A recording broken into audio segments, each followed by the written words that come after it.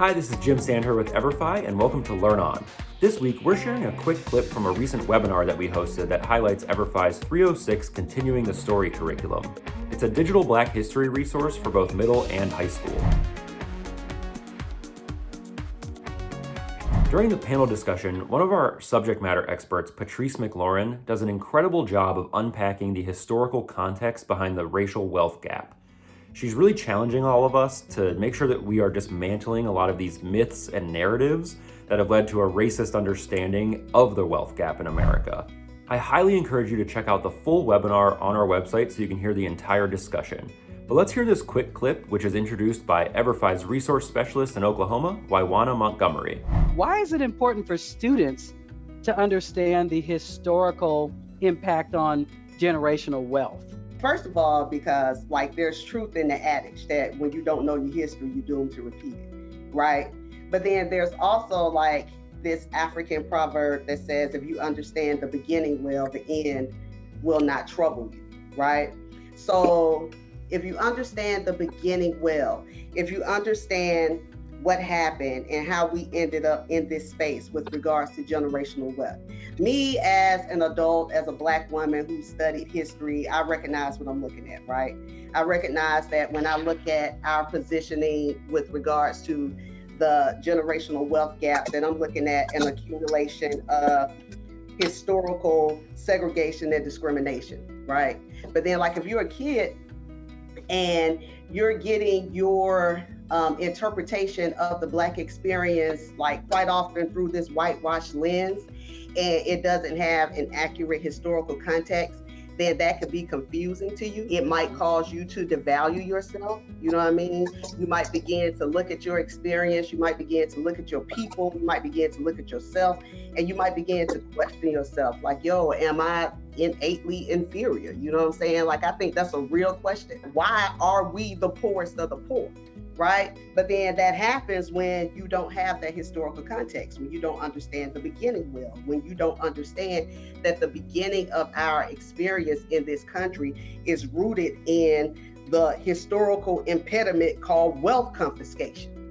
Centuries of chattel slavery, it came by way of not receiving reparations as a result of that chattel slavery.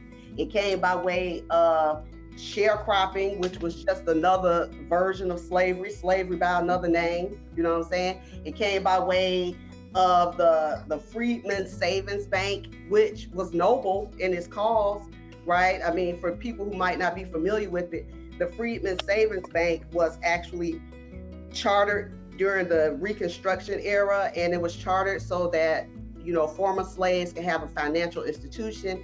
They can get this financial education. Again, noble in its cause, but then it was mismanaged by Congress, and they actually lost $3 million worth of deposits, I think it was, from 61,000 Black folks. So again, that's wealth confiscation. You got Greenwood and Rosewood, that's wealth confiscation. You got redlining, which happened, which was a governmental discriminatory policy that actually prevented Black folks from securing a space in financial wealth and ownership by way of home ownership. We're a disinherited people whose wealth has been stolen. And that's the beginning of our experience here in this country. You know what I'm saying? We have been robbed of our ability to acquire and sustain generational wealth. And I think that needs to be empirically understood. I think it needs to be understood that Black folks as a collective, we're not sitting at the bottom realm of the generational gap because we don't know better, right? We pretty much sitting there because we got jacked. So that's the root of understanding the historical impediment that happened, but then we have to also be able to offer balance to that, right?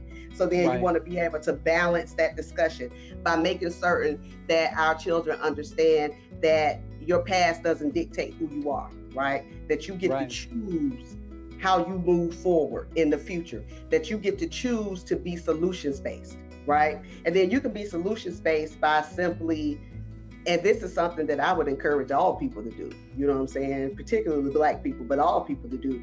And that is buy Black, right?